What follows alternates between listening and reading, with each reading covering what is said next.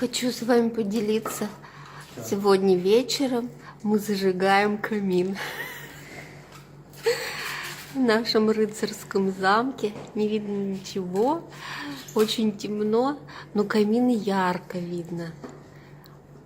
Максим колдует, зажигает очаг. А сейчас не видно пасть этого дракона, а видно сам огонь.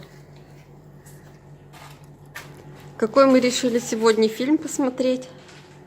Шерлок Холмс и доктор Ватсон. Шерлок Холмс и доктор Ватсон. Все уже садятся, плохо очень видно, темно. Но главное, камин, ребята. Камин сейчас начнет гореть, и тут будет тепло и волшебно. Вот и разгорелся наш камин. Не зря мы сегодня смотрим доктора Ватсона и Шерлока Холмса. Они тоже любили сидеть у камина. Да. Еще покажу, если будет видно. Вы были неподражаемы, Ватсон. Неподражаемы. Наша елочка в миллиарде огней.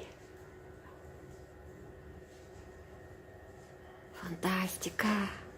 Ребята, приезжайте на Новый год. И в этом красивом зале с удивительной елочкой и с прекрасным камином. Поленья в камине трещат, а мы уютно уселись у большого экрана.